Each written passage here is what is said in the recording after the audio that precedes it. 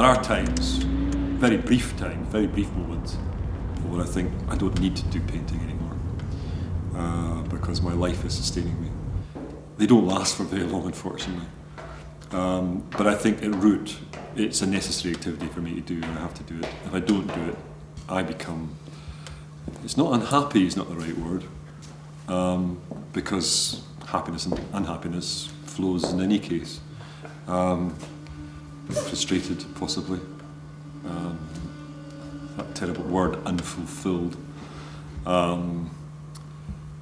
It's probably an arrogance that you think you can make something which you can leave behind. So painting, in a sense, is a permanent reminder that you are actually around.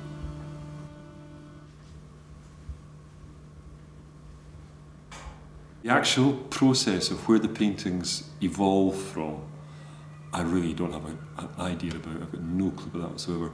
I would like to think it's some profound, meaningful thing that I've come up with, but very often it's something I've seen and forgotten I've seen, and that form comes back to me. Like going through the tunnel on the way here. There's a painting about the tunnel, and it's just going through the tunnel, that's all it is. Well, I'll show you how my text works. You want to see how the text works? I say it, I use the term very loosely here.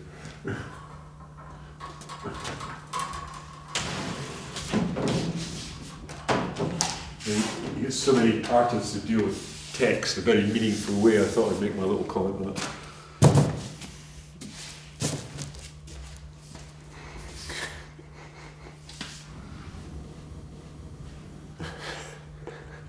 And it's not a giraffe passing a window.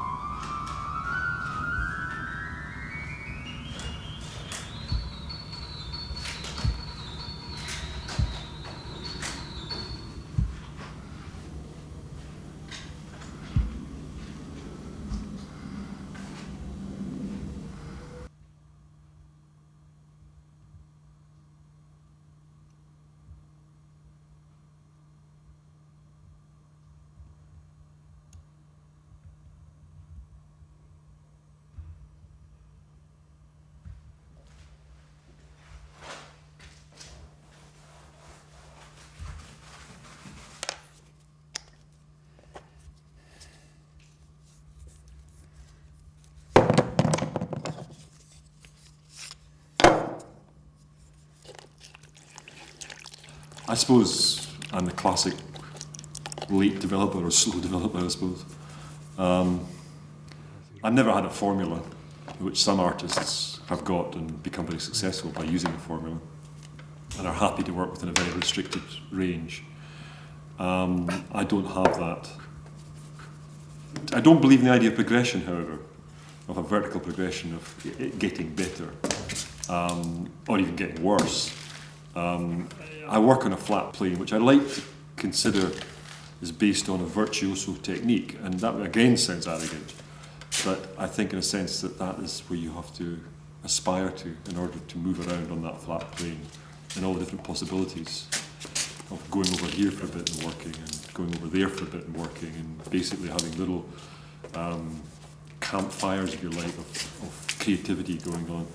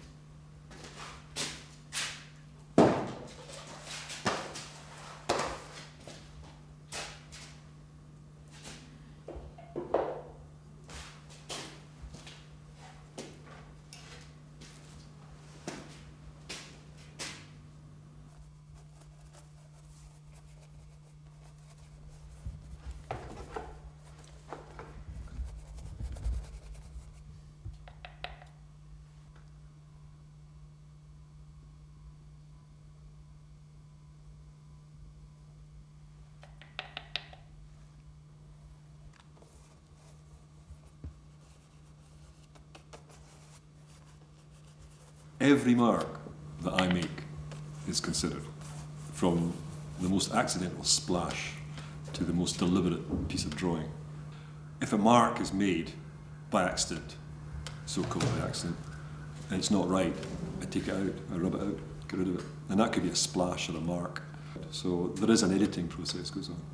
And I think that contradicts all the notions about the accidental in painting, which were quite fashionable approximately 15 or 20 years ago.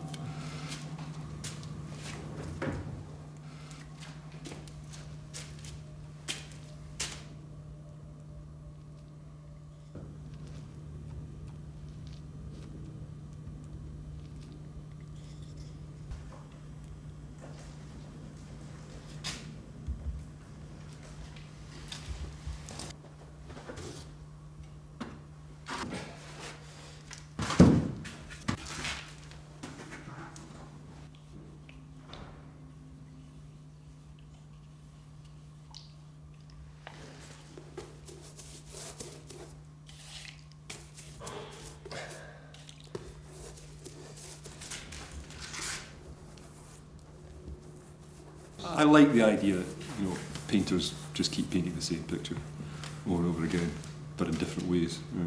I quite like that idea because that's a nice piece of security. It gets you out of the panic, which ensues through failure because you can't do it, and it gets you over the disappointment at the end of the whole process.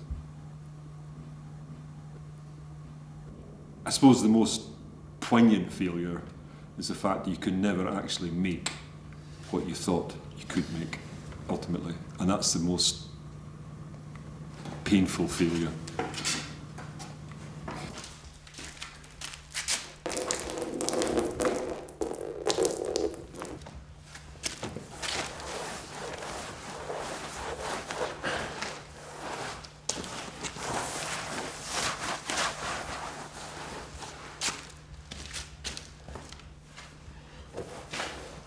So one thing about oil paint is that it's so fugitive. It doesn't. You can pull it back and forward all the time.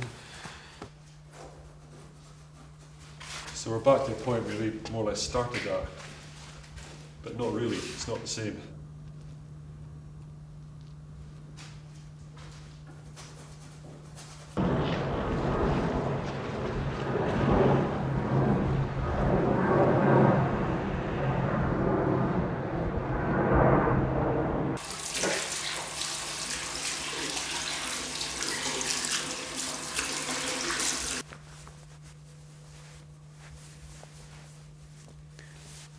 A lot of painters talk about breakthrough. I don't think there's any such thing as breakthrough.